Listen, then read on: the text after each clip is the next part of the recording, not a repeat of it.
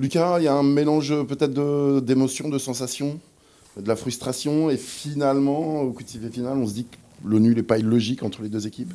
Non, le nul n'est pas illogique parce que c'est vrai qu'il y a beaucoup, beaucoup de qualité en face. Nous en avons aussi, mais la première mi-temps était âpre, un football un peu chaotique qui aurait pu se solder par autre chose qu'un 15-0-0.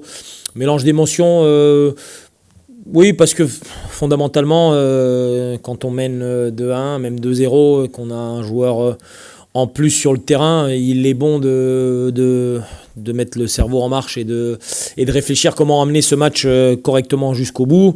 On a été un petit peu joueur, je pense, sur le deuxième but, avec un peu trop de joueurs enclenchés dans la phase offensive. Et on a été puni par un contre sur le 2-1. Je pense que c'est ce but-là qui va nous tamponner un petit peu le cerveau et hanter un peu mes nuits sur 2-3 jours. Après, si on prend un peu de recul et qu'on voit globalement la rencontre, effectivement, c'était un bon match. Je pense que pour les spectateurs, c'était un match très très sympa à regarder. Il y a des buts, il y avait de l'intensité, de la qualité. On a vu encore une fois que Saint-Etienne était une top équipe avec de très très bons joueurs. Et voilà, un petit scénario un peu cruel, mais bon, à l'aller, on a eu un scénario plutôt très favorable. On paye un peu le contre-coup. C'est un peu étonnant. D'ailleurs, c'est la première fois que vous prenez 2 buts dans un même match. C'est étonnant parce que c'était pas votre. L'équipe avait toujours su gérer ces situations. Enfin, il y avait plus de maîtrise. Là, on a l'impression que ça a un petit peu dérapé. Peut-être qu'on a manqué un petit peu de rigueur. C'est vrai que eux, de leur côté, ont fait des erreurs qui nous ont permis d'accentuer le score, notamment le penalty, puis le rouge. On leur a rendu un petit peu, nous-mêmes aussi, en faisant quelques erreurs, cette faveur.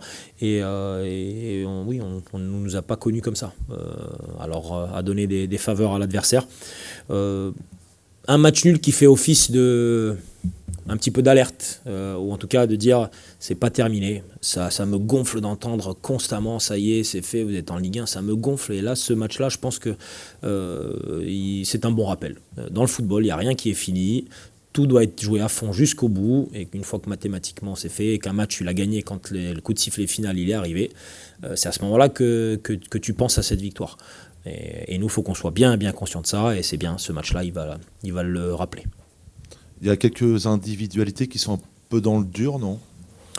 Ça arrive, c'est aussi une des raisons pourquoi Yacine n'a pas démarré. C'est parce que c'est vrai que si on regarde tous les joueurs qui ont le plus de temps de jeu, c'est ceux qui potentiellement peuvent par-ci par-là un petit peu fléchir. C'est normal, c'est la période aussi. On leur a demandé tellement d'efforts. La trêve est bienvenue pour nous. Se remobiliser, récupérer un maximum de monde, si possible Gauthier également. Et puis repartir de l'avant. On a 10 matchs pour aboutir à nos rêves et on va tout donner pour y arriver. Vous avez peur que ces discours, vous êtes déjà en Ligue 1, qu'on a tendance à ressasser avec votre avance, ça infuse un peu dans le club, dans l'esprit de tout le monde ? Non, enfin je sais pas, moi ce qui m'intéresse c'est le contact avec les joueurs. Je pense que fondamentalement non.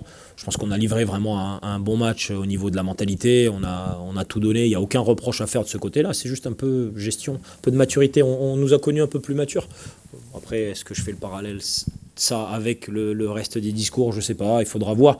Vraiment, on n'est pas du tout sur une mauvaise soirée. Mais voilà, je suis compétiteur. J'aime pas perdre des points quand on aurait pu les garder. C'est tout. Mais il n'y a pas de révolution à apporter. Les garçons, en termes d'efforts, ils étaient présents ce soir. Un peu moins de rigueur, tu disais. Et encore une fois, quelques coups offensifs mal négociés.